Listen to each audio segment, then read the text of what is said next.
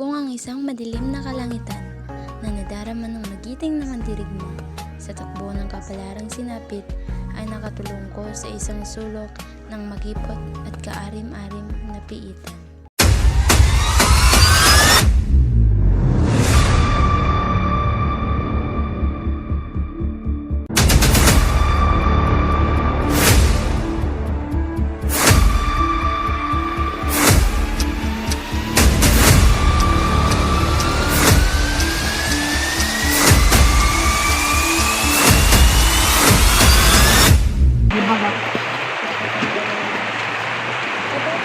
Temujin, bilisan mo yan. Kailangan nating magbadali.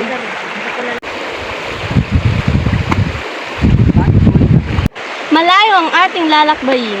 Nagugulan ako sa iyo, ina. Ika'y 9 na taong gulang na sa edad mo yan, Temujin, ay dapat ka nang pumili ng iyong mapapangasawa. Inay, ako'y masyado pang bata para sa bagay na iyan.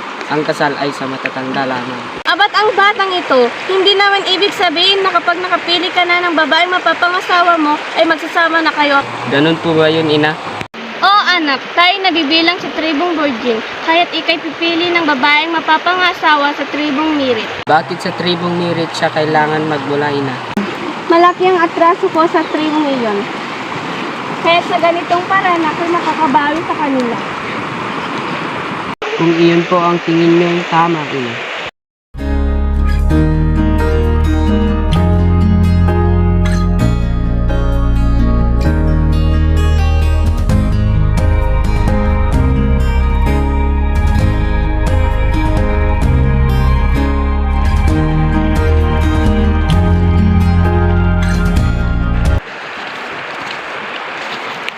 Temujin, magpahinga muna tayo.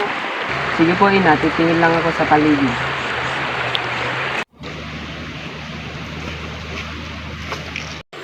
Ay! Magnanakaw! Huwag kang sumigaw. Wala akong gagawing masama sa iyo. Tatanggalin ko ang pagkakatakip ng bibig mo kung mangangako kang hindi mag-iingay. Ba't naman kita papaniwalaan? Eh hindi nga kita kilala. Kahit hindi mo ako kilala, kaya kong patunayan sa iyo na ako'y mabuti.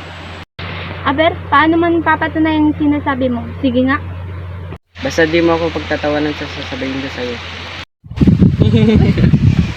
Anong hiningiti-ngiti mo yan? Sabi mo hindi ako tatawa, ikaw lang pala ang tatawa. Ito na, handa ka na ba? Kanina pa, ang bagal mo naman. Nais ko sana ikaw yung babae mapapangasawa ko. Sira ulo ka ba? Niloloko mo ba ako? Kay bata-bata pa natin. Seryoso ako, papayag ka ba? Ganon-ganon na lang yun? Alam kong mahirap akong paniwalaan, hayaan mong ipaliwanag ko sa iyo.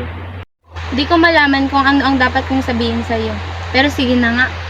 Salamat sa iyo, ako'y labis mong pinaligaya. Aasahan mong hindi ka magsisisi sa iyong desisyon. Paano na ngayon yan?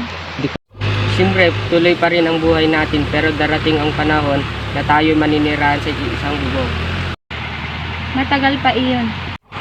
Oo, pangako, babalikan kita pagkatapos ng 5 taon. Halika, puntahan natin si ina.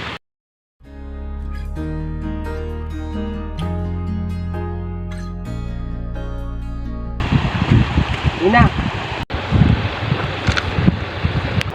Anong sino siya? Bakit? Ina, siya po ang babaeng napili ko, suporte. Magandang hapon po. Kamusta po kayo? Paumanin po sa pagdesisyon ko, ina. Pero buo na po ang loob ko, sana'y manuhan niyo po. Sino ba ako para hindi sumang-ayon sa desisyon mo? Kung ganon, halina kayong dalawa.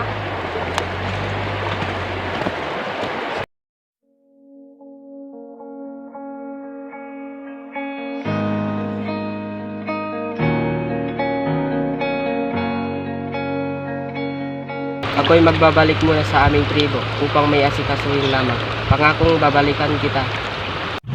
Kung ganon, mag-iingat ka sa iyong paglalakbay.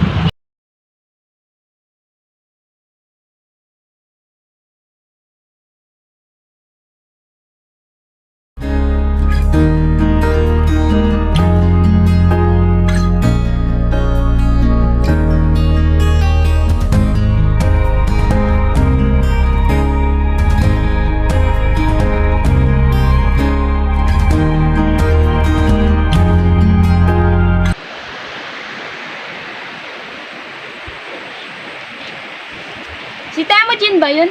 Temujin!